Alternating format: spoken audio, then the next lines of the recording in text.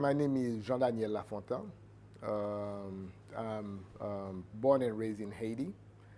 And my profession, I'm a marketing specialist who has converted in becoming much more a cultural entrepreneur. And my long life as a servitor, someone that serves the spirits, the loi of Haiti, the people, and the culture of Haiti, which is Vodou, is currently my primary occupation. So quite often I work all over the world as an art consultant, specializing in Vodou. Aside from that, I manage the temple in which we are, which is Temple Narivé, which is actually a peristyle, very often called a peristyle, which is actually a jeva, which means the house of the spirits, the house of the Loi. I have a long-standing relationship with Forever Rara Fanm because as a commonly called Vodou priest, it's one also of my mission is to carry the tradition and the religion and the music of the temple in the streets, which is basically the essence of the Rara. The particularity of Forever Rara Fanm is that it's not a traditional Rara band. And because I am not a traditional Vodou priest, I have a very big interest in that women would have the lead roles in what men did traditionally. Because as in Vodou, there is no discrimination. A Vodou priestess, a Mambo, is as powerful as a Vodou priest, a Wunga, and vice versa. They have the same responsibility. There is no gender difference in Vodou. And because of that, I partnered, if you want, with that Rara that existed before and to try to promote them and put them on the Rara scene, both locally and internationally. I have a long-standing relationship with Bel Air because where the temple is, where Narivé is, it used to be the greater Bel Air. Now Bel Air is confined in a tiny portion of the city, but for me, where I live in Avenue Pouplar, it's also Bel Air, the greater Bel Air. So I have a very particular relationship with Bel Air because as a kid, I used to constantly be in the surrounding of Bel Air, visiting the Vodou temples, dancing to the music of the Rara. So it's ingrained in me. And because these girls, I met them many years ago, maybe 4 or 5 years ago, basically when they started, almost maybe a year after they started, I love their energy.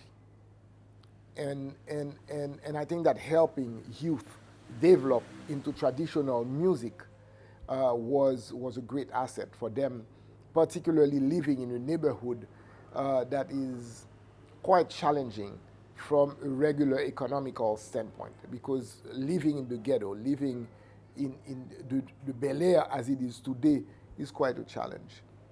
So this is primarily the reason why I support them, and that I became, if you want, their godfather or their spiritual father, the spiritual father of the Rara.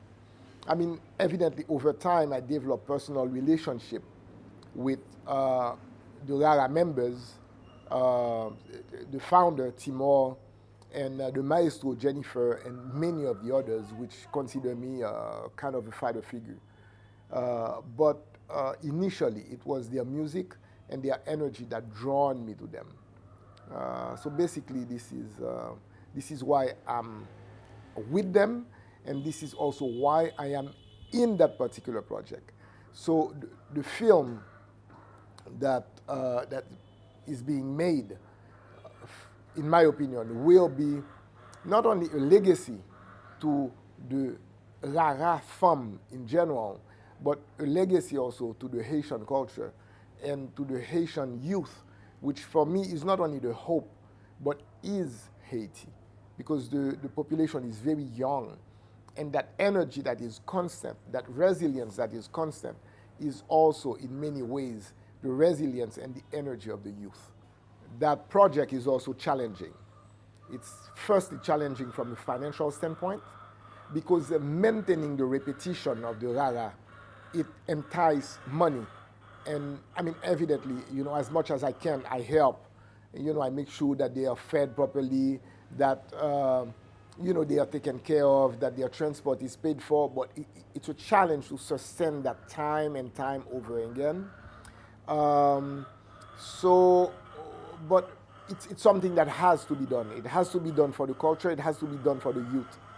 And I think that by getting into that project, it allows me also to bring many people that are not only friends of mine, but people that I have collaborated with in the past that can also highlight not only the best in them, but be part of the project.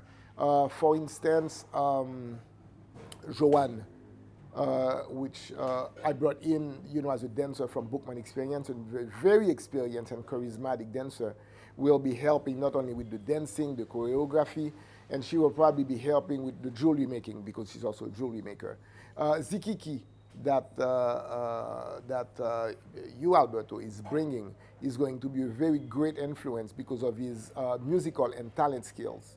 And many of the other people that we brought in, including Elizabeth McAllister, for instance, who is the epitome on the Rara music and the Rara tradition in Haiti, and who's one of the better known and the most vocal, if you want, academic on the subject of Rara itself, are people that I'm bringing in to not only highlight the project, but also to bring light on these youth, which are really the essence of what Haiti is. And these girls, I have to tell you, I'm not only fascinated by their energy and their talent, but also their condition of living being what it is, because they live, some of them, in extreme poverty. You may have seen, it's time for them not only to get some recognition, but to get also some financial advantages that may allow them to have a minimum in the future.